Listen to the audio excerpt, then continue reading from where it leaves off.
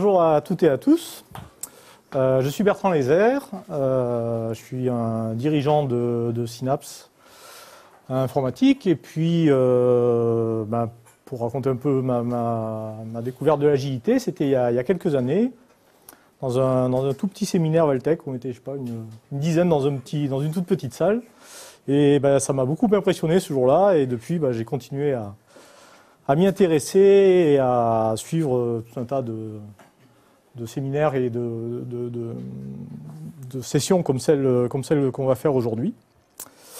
Et puis, dans l'agilité, j'ai joué plusieurs rôles à travers les activités qu'on a au sein de Synapse, qui sont essentiellement souvent de prêcher la bonne parole pour l'agilité. Puis des fois, ça peut aller jusqu'à jouer le rôle de product owner.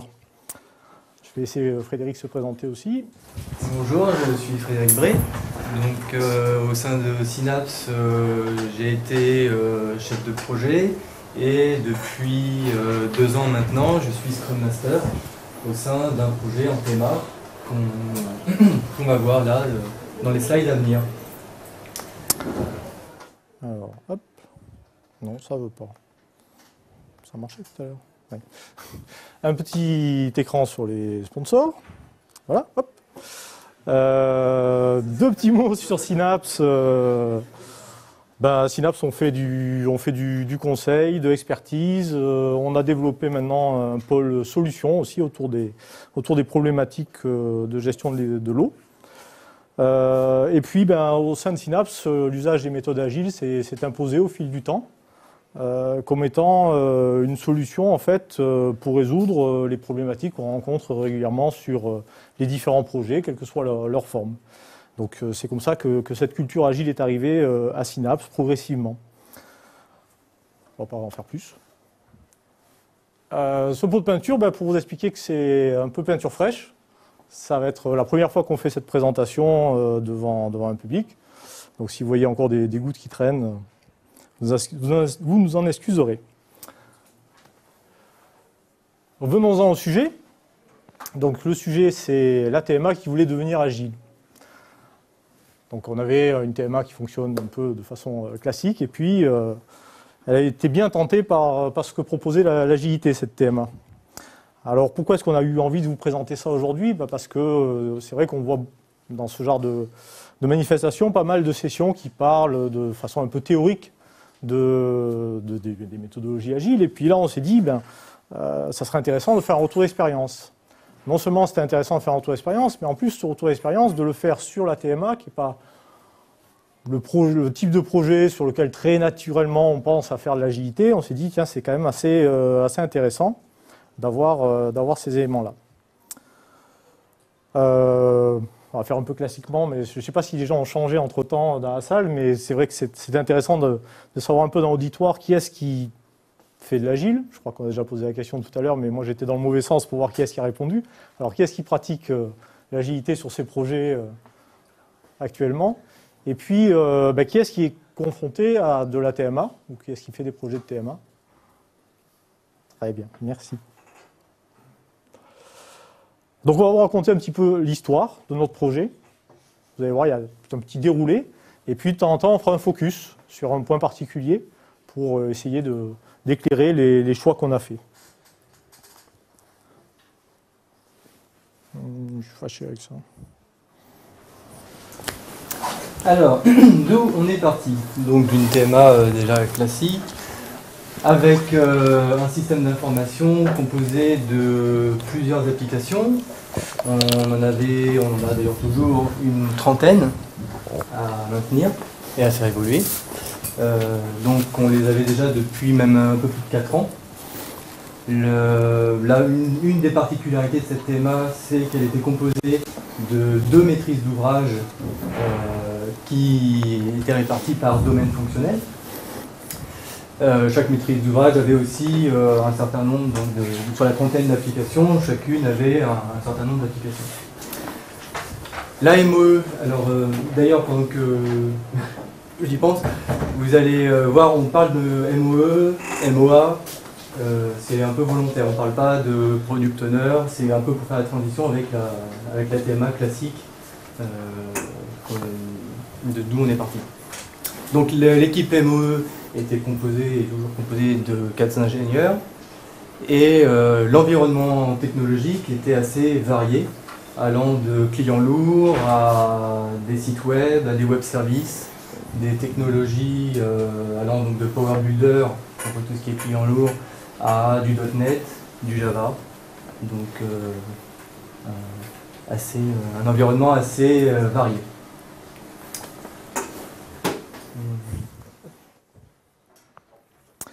Alors, pourquoi est-ce qu'on est allé vers cette agilité? En fait, on nous a fixé de nouveaux objectifs dans cette TMA. Certains, les principaux, qui sont expliqués là, ont été fixés par le client, en fait.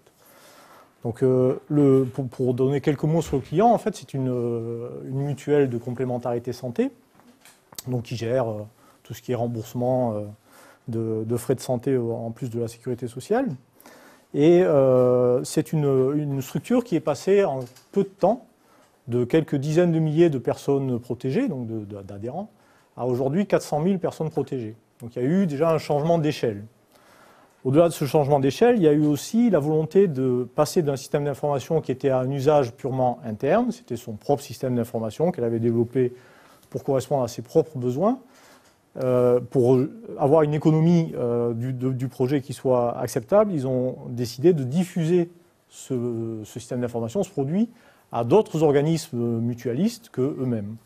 Donc il y a eu ce facteur-là. Et puis le dernier facteur, c'est qu'il y avait le besoin de rajouter de nombreuses fonctionnalités à ce système d'information pour diverses raisons. Les premières étaient d'ordre légaux, en fait, puisque la législation sur la complémentarité santé évolue très régulièrement.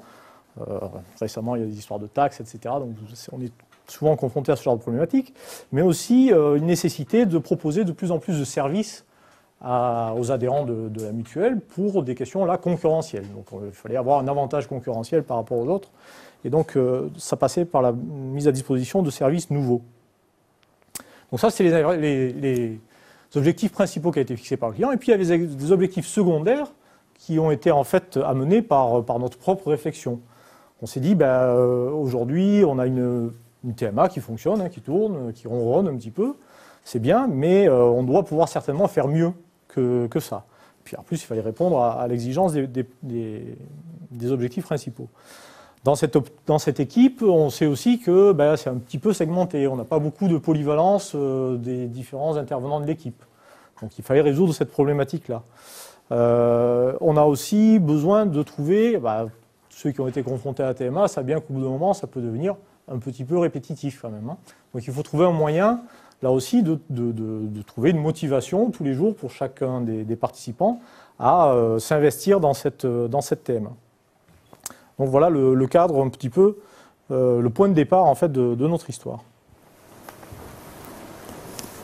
Ça marchait bien, toi. Donc là on est parti d'un constat, de plusieurs constats.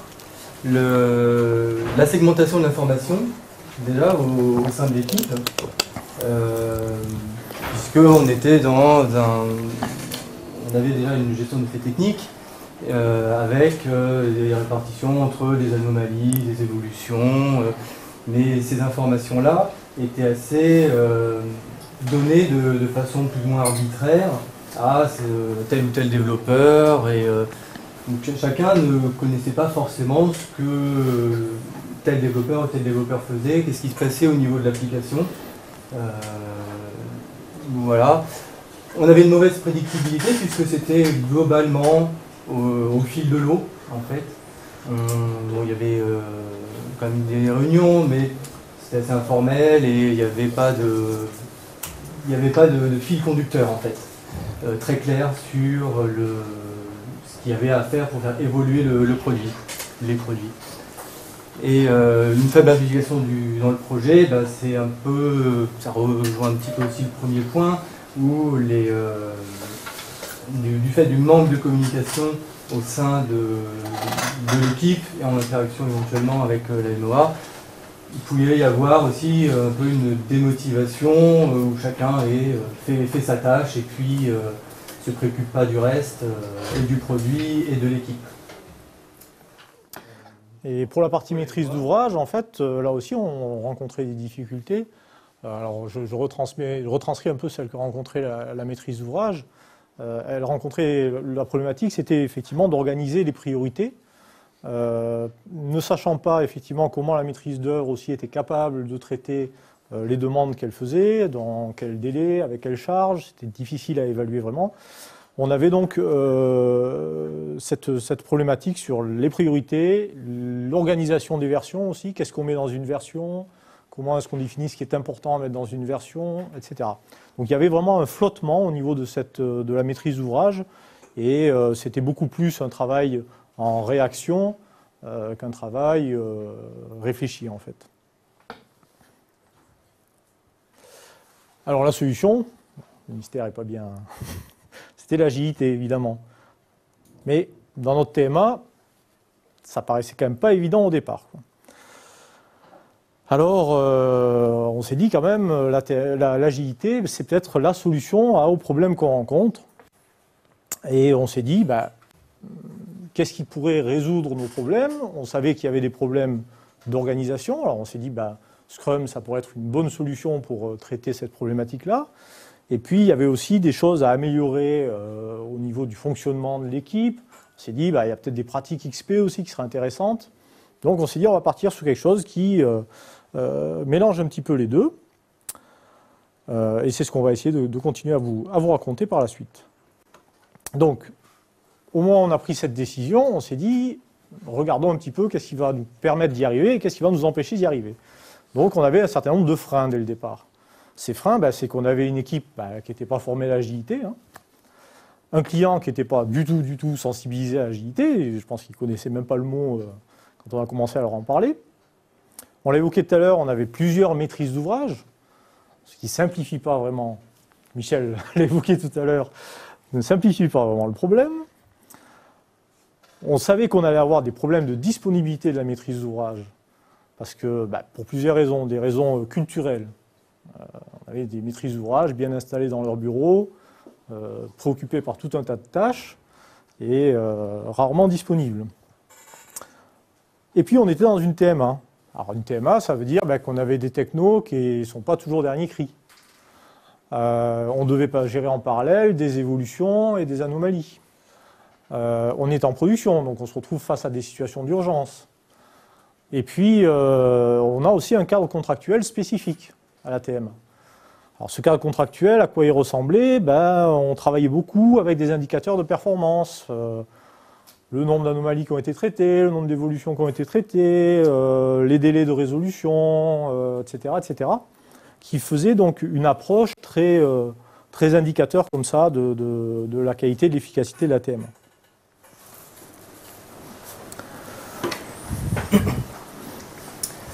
Donc, par contre, on avait déjà des éléments qui étaient tout à fait favorables à se lancer dans l'agilité.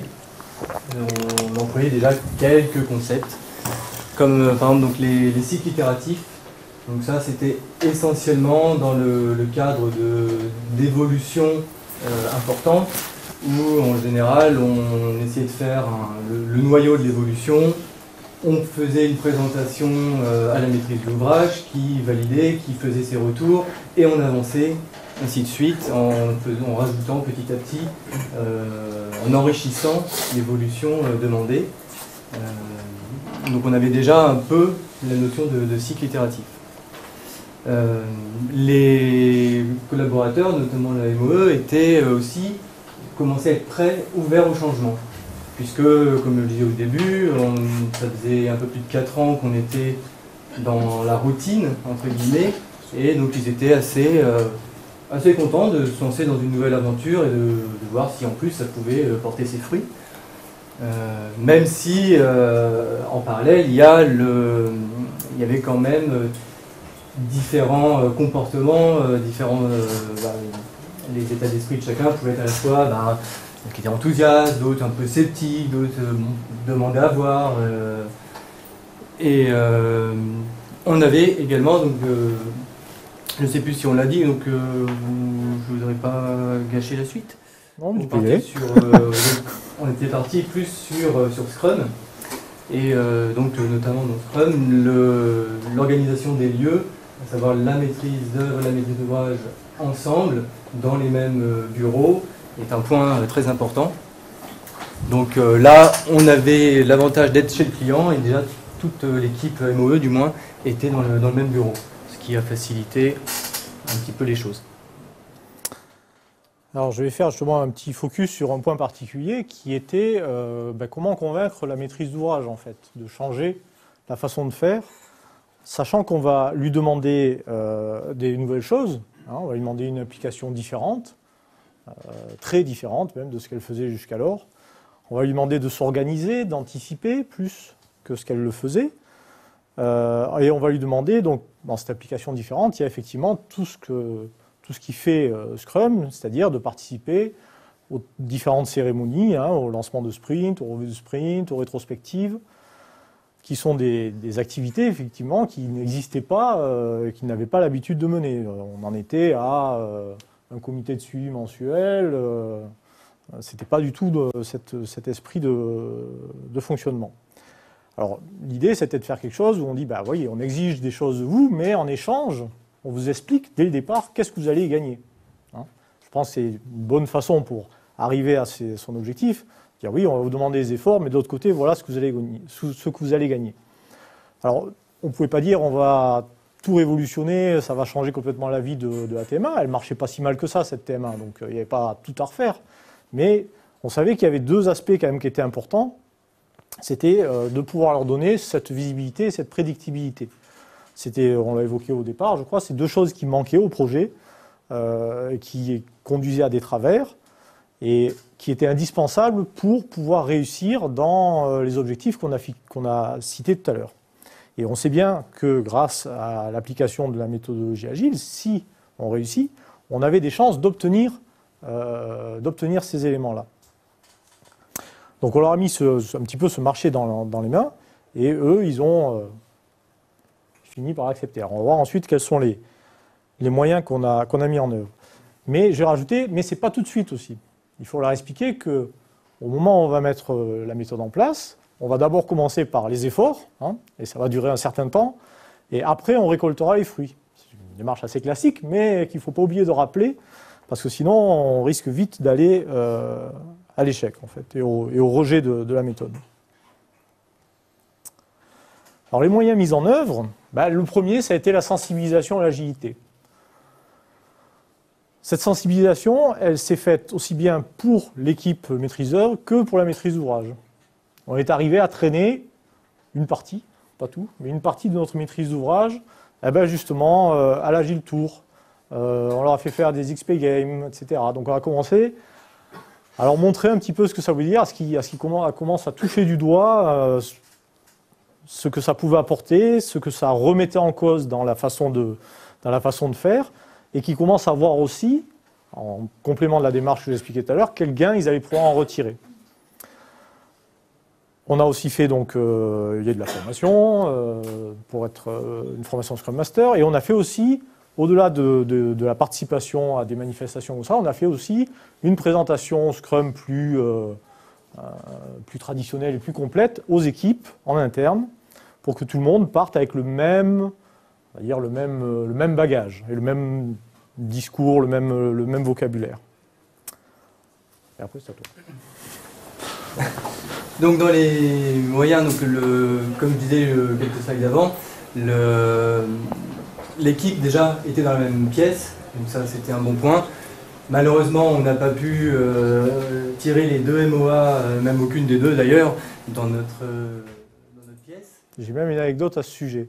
Il y a peu de temps, mon rôle a changé sur ce projet, et je dois assurer maintenant le rôle de product owner sur une partie fonctionnelle.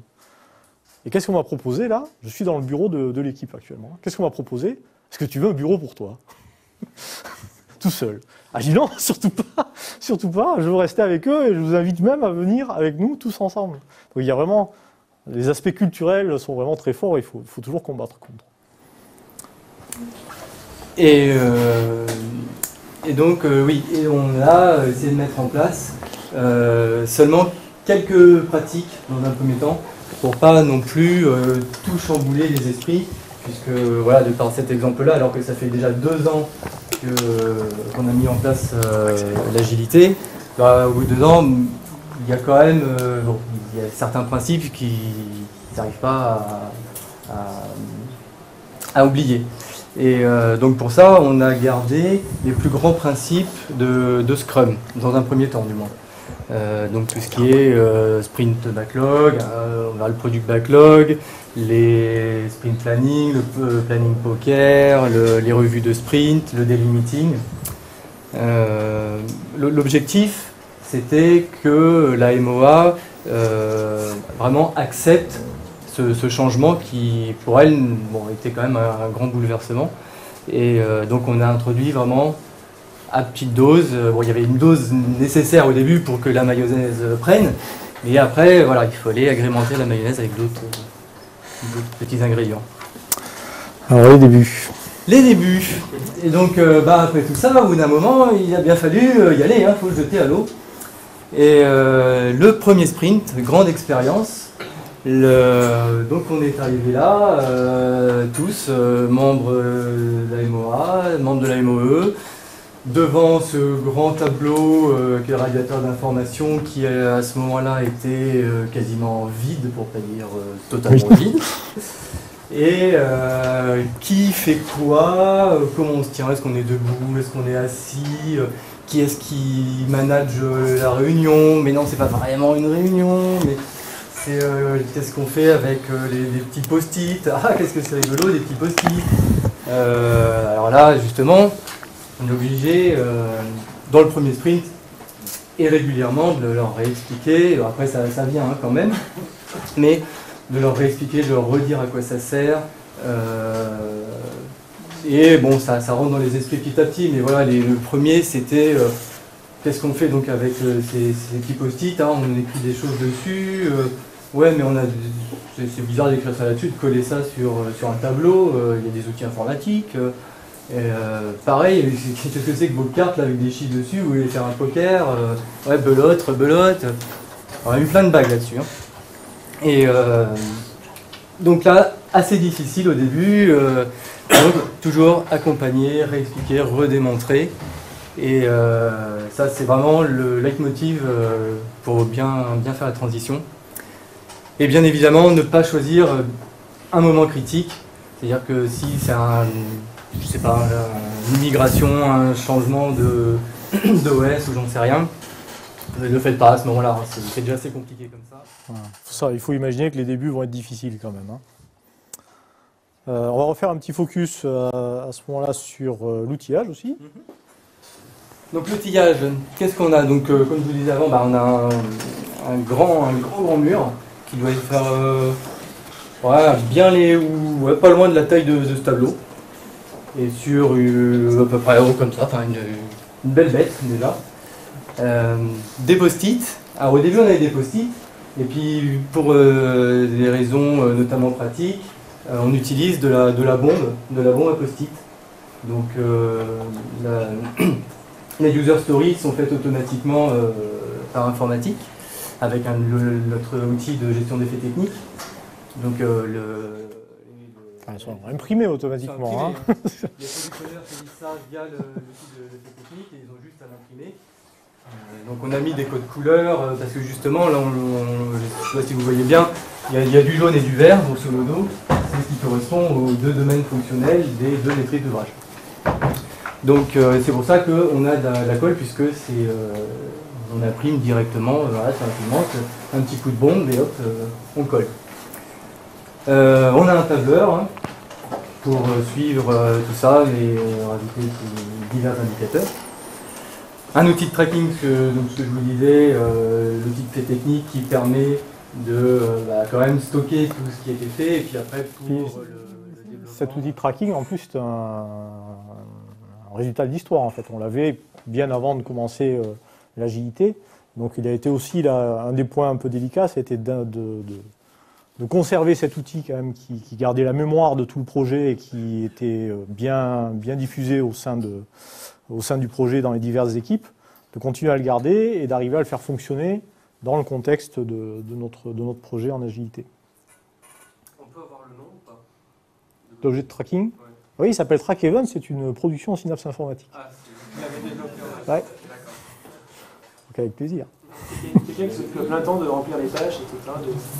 C'est pas long de faire ça, justement, de faire en parallèle à la fois la version papier, enfin sur le tableau, et à la fois de rentrer tout sur l'ordinateur. Oui, non, en 2 mots, c'est pas long parce qu'il y avait cette pratique qui existait au préalable. Donc les demandes, qu'elles soient de forme ANO ou EVO, remontent en fait soit par les utilisateurs, super utilisateurs, etc. Ou les différents acteurs du projet sont filtrés par la maîtrise d'ouvrage et redescendent vers la maîtrise d'œuvre. Avant, il y avait déjà un circuit comme ça qui existait, une espèce de workflow, sauf que là, on l'a modifié, ce workflow, pour prendre en compte le fonctionnement en sprint, etc. Mais cette pratique, comme elle préexistait, elle est restée. Et elle ne paraît pas lourde. Par contre, ce qui nous a paru lourd à la maîtrise d'ouvrage, au début, c'est effectivement, quand on lui a dit, il faut, on garde Track Events, d'accord, et en plus vous faites les post-it, là ils ont dit non, on ne joue pas. Donc il a fallu trouver un moyen de fabriquer nos post-it à partir de ce qu'ils avaient fait dans le logiciel de suivi technique. Ce qui fait que, voilà, quand ils disaient qu'ils étaient fabriqués, c'est imprimé directement à partir de cet outil-là. Et après, on les encolle. Et justement, ce qu'on aimerait bien avoir, parce que là, ce qu'on ne voit pas, c'est que sur le tableau, c'est juste du papier, on colle les post-it sur du papier. L'idéal, à notre sens, ce serait d'avoir un grand tableau Velleda, et pour pouvoir décoller facilement, éventuellement mettre des annotations ponctuelles. Alors, on doit le perfectionner, notre tableau. Mais ce qui est important à retenir, c'est qu'on n'a pas besoin d'outils compliqués, quoi. L'outil de tracking, on pourrait ne pas l'avoir, en fait, finalement. Mais ce qui compte, hein, c'est pas des outils, mais c'est ce qu'on en fait. Hein. Donc, c'est l'usage de ces outils dans la méthode. Après, partir sur des outils compliqués dès le départ, ça me paraît une très mauvaise idée. On part avec des outils simples. Michel le disait tout à l'heure aussi, qui favorisent la convivialité. Donc, on se retrouve tous devant ce mur. Et après, quand on a grandi, quand on a mûri, peut-être qu'on peut envisager d'introduire d'autres outils, mais au début, il faut partir simple. Peut-être qu'on accélère un petit peu. Mais justement, on a le rythme de croisière. C'est bon pour les accélérations, ça. Donc au bout d'un moment, chacun s'habitue, chacun comprend un peu la méthode, s'approprie les différents concepts, et il comprend mieux, quoi. Et chacun après garde un peu ou fait de mieux en mieux certains concepts. Les difficultés principales s'estompent, notamment l'évaluation des complexités, l'évaluation de la valeur ajoutée, bon, même si ça c'est plus maîtrise d'ouvrage, mais eux aussi ont commencé à jouer le jeu et à comprendre quand même l'intérêt qu'ils avaient à affiner la valeur ajoutée de chaque user story. Nous, la MOE sur pour un sprint a réussi, alors ça c'était un point qui a mis quand même pas mal de temps pour évaluer sa vélocité. Ça, je pense que c'est le point qui a été le plus difficile. Mais on y arrive.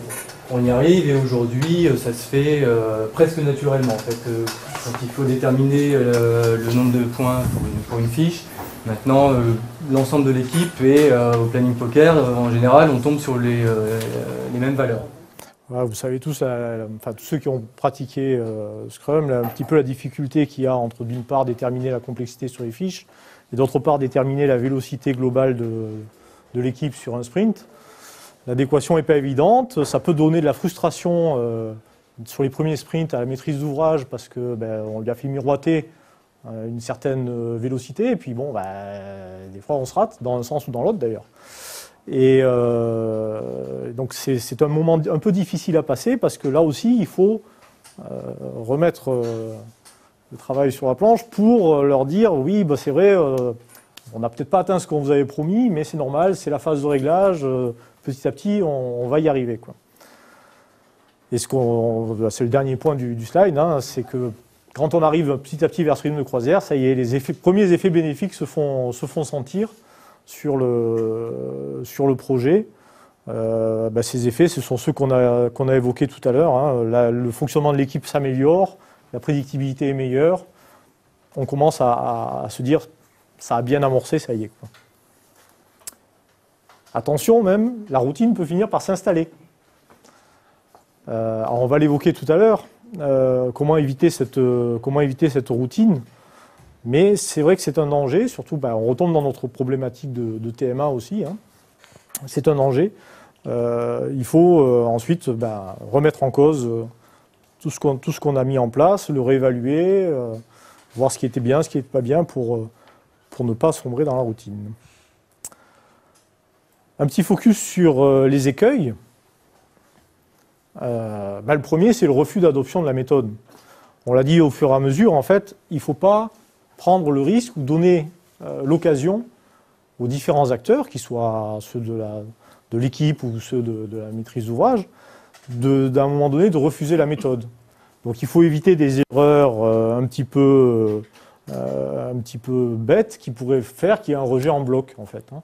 Donc c'est pour ça qu'on insiste à nouveau sur le fait qu'il faut bien faire cet accompagnement, prendre du temps pour expliquer, justifier toujours. Et puis surtout, il faut valoriser les résultats qu'on obtient. Dès qu'on commence à obtenir des résultats, même s'ils ne sont que partiels, il ne faut pas hésiter à les mettre en avant et à les faire percevoir pour en tirer parti dans ce contexte-là. La mauvaise interprétation de l'agilité, là aussi, on peut partir vers des travers qui font que les gens, ils ont dit oui, vous nous avez bien expliqué, on a bien compris. Mais en fait, ils vont prendre un certain nombre de pratiques, mais ils ne vont pas les utiliser dans l'idée vraiment de l'agilité. C'est un peu, on en parlait aussi tout à l'heure, une agilité de façade et pas une vraie agilité prise en tant que telle. Et là, si on le fait de façon inconsciente, si c'est conscient, à la limite, pourquoi pas, si on le fait de façon inconsciente, on n'obtiendra pas les résultats attendus et on va rejeter en bloc la méthode pour ces raisons-là. Un autre écueil important, c'est effectivement la prise en compte des activités non valorisées. Lorsqu'on a fait les premiers sprints et qu'on a fait les premières estimations de vélocité, il y a tout un tas d'activités finalement qui doivent être menées notamment par le Scrum Master qu'on n'a pas évaluées et qu'on n'a pas prises en compte pour les enlever de notre capacité de faire, en fait. Et du coup, au début, on se disait mais comment on n'y arrive pas? En fait, c'est parce que tous ces aspects-là, ils n'étaient pas pris en compte. Donc, les activités non valorisées, ça va être tout ce qui concerne le travail que fait le Scrum Master d'isolation de l'équipe par rapport au reste, de gestion des problèmes entrants. Ça peut aller à la problématique de génération des livraisons, etc. Donc ça, c'est assez contextuel à chaque projet, mais il faut bien penser à les prendre en compte. Un autre risque, c'est l'abandon au fur et à mesure de pratique. Alors, tant que c'est fait dans le cadre d'une rétrospective et qu'on a dit, cette pratique-là, elle n'est pas efficace dans notre système, et c'est une décision partagée de dire on la met de côté ou on la change d'une façon ou d'une autre, c'est une bonne chose. Mais il y a aussi le risque que certains acteurs, pendant le projet, décident de leur propre chef d'abandonner une pratique. Il faut être vigilant là aussi. Et bien penser toujours à redonner l'importance de chaque pratique. Et si elles sont abandonnées, d'essayer de comprendre pourquoi et de réexpliquer leur importance. La problématique des gestions de versions applicatives inadéquates, là en fait, ça c'est un problème bien gênant. On vous l'a dit tout à l'heure, il y a deux domaines fonctionnels, donc deux groupes d'applications et qui fonctionnent différemment. Il y en a un groupe qui a bien pris le pli, de façon à ce que on fait le développement en timeboxing, on prend des périodes de 3 semaines. Et donc au fur et à mesure qu'on arrive à des user stories qui sont done, on va les passer ensuite en recette et ensuite en production, le plus vite possible. Alors on n'est pas dans la production continue comme ça a été évoqué tout à l'heure, ça fait rêver, mais on en est loin. Mais par contre, là, on arrive à avoir quelque chose d'assez rapide, ce qui fait qu'on peut avoir des retours très rapides pendant le sprint ou au pire à la fin du sprint. Mais il y a un autre pan, l'autre domaine, où alors, on n'est pas du tout en situation, où on est resté dans un modèle classique où les applications, les versions d'applications sont construites par accumulation d'un grand nombre de user stories. Et finalement, on se retrouve avec une version en production tous les, dans le meilleur des cas, 3 mois et dans le pire, 4 ou 5 mois. Alors là, effectivement, on a vite un problème parce que tout le bénéfice qu'on devrait avoir du retour immédiat, etc., on ne l'a pas. Et à ce moment-là, c'est beaucoup moins efficace. La perte de l'attrait initial, bon, ça revient un petit peu, ça reprend des points qu'on a évoqués. Au fur et à mesure du temps, il peut y avoir là aussi cet effet de routine et il faut mettre en place les dispositifs pour l'éviter, les rétrospectives et proposer de nouvelles choses pour avancer. Les objectifs atteints, je suis vraiment très en retard.